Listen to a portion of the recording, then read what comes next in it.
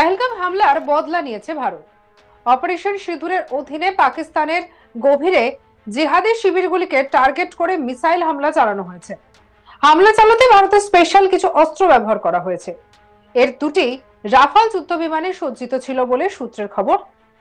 মধ্যরাতের কিছুক্ষণ পরে পাকিস্তানের 9টি স্থানে মিসাইল বৃষ্টি করা হয়, যার মধ্যে রয়েছে যথাক্রমে জৈশ-ই মোহাম্মদ এবং লস্কর-ই তৈবার মতো শক্ত ঘাঁটি, বাহওয়ালপুর এবং মুরিদকে।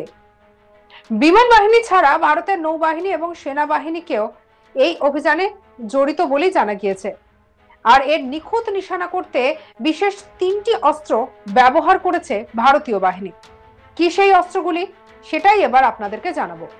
তাদের ক্ষমতা জানলে পরে একেবারে আপনারা চমকে যাবেন। তার মধ্যে প্রথমেই বলবো স্ক্যাল্প শ্যাডোর বিষয়।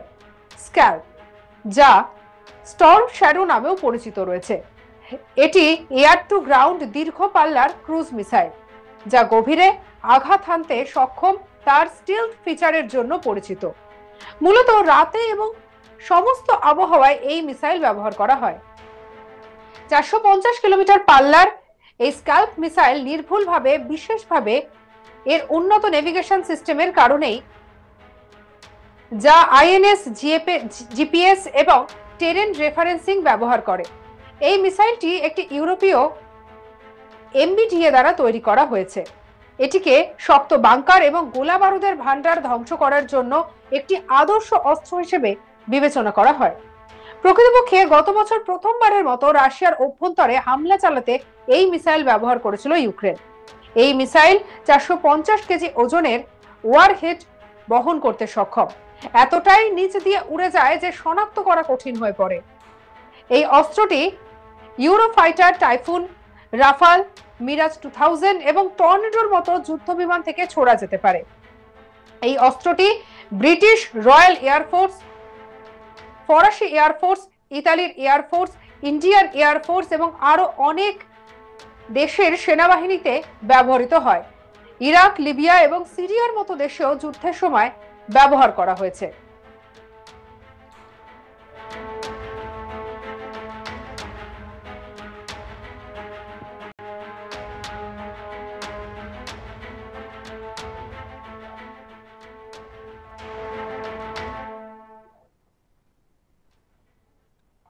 হ্যামার এয়ার টু গ্রাউন্ড বোমা। হ্যামার স্মার্ট বোমা লস্কর এবং জৈশের শক্তিশালী বাংকার এবং বহুতলে আঘাত করার জন্য ব্যবহৃত হয়েছিল। হ্যামার হলো একটি নির্ভুল গাইডেড স্ট্যান্ড অফ অস্ত্র, যা উৎক্ষেপণের উচ্চতার উপর নির্ভর করে 50 থেকে 70 কিলোমিটার পরিসরে লক্ষ্যবস্তুকে আঘাত করতে সক্ষম। এটি একটি গ্লাইড বোমা নামেও পরিচিত। এর পাল্লা 70 কিলোমিটার পর্যন্ত। এতে 250 কেজি থেকে 500 কেজি, 1000 কেজি ওয়ারহেড লাগানো যেতে পারে। এই বোমাটি তৈরি করেছে ফরাসি কোম্পানি সাফরান। জ্যামার দিয়ে এই বোমাকে বিভ্রান্ত করা হয় না, কম উচ্চতা থেকে ছোড়া যেতে পারে। এটিকে আটকানো কঠিন এবং সুরক্ষিত কাঠামো ভেদ করতে পারে বলেই এটি কার্যকর।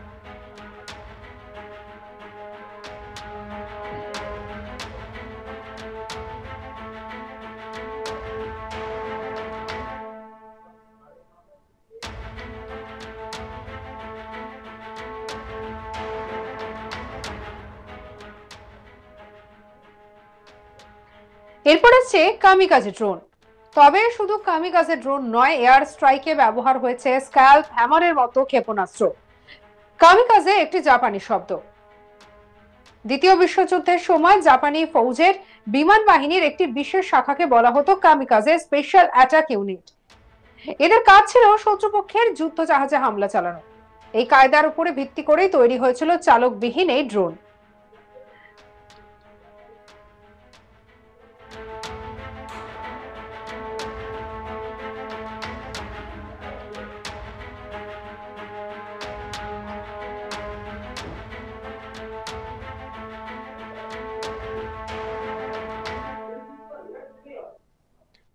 ঠাসা বারুদ এবং অস্ত্র নিয়ে একদম সঠিক নিশানায় শত্রুর উপর আঘাত আনতে সক্ষম।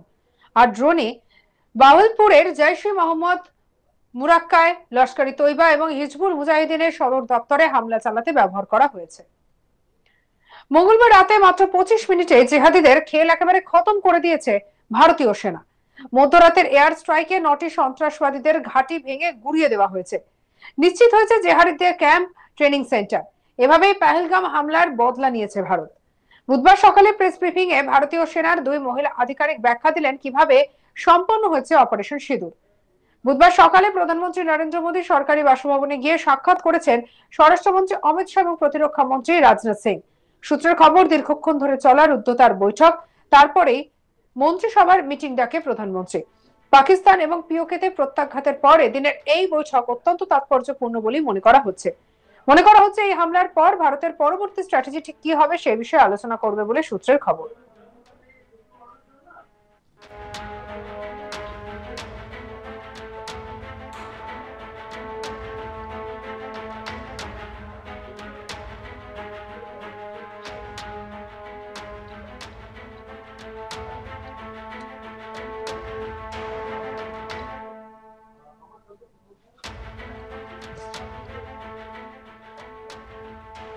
পেহেলগাম হামলার বদলা নিয়েছে ভারত।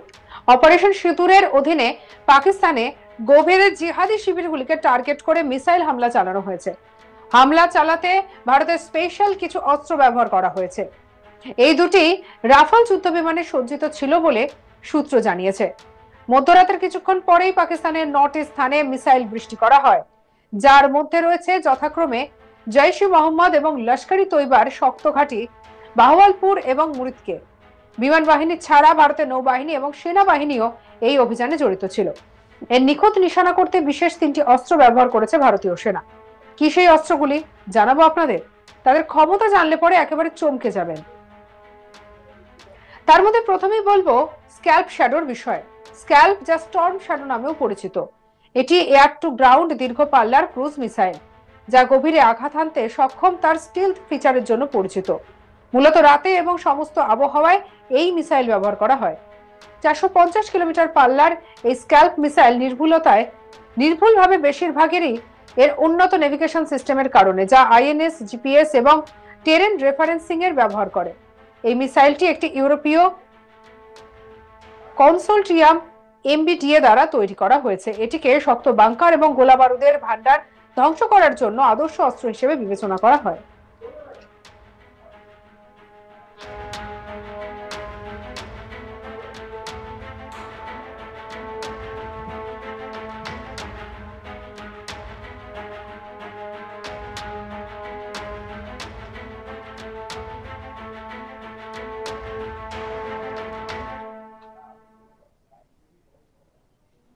সঙ্গে রাখুন আজ তাক বাংলার ইউটিউব চ্যানেলকে। অন্যান্য খবরের জন্য লাইক, কমেন্ট, শেয়ার, সাবস্ক্রাইব করতে ভুলবেন না।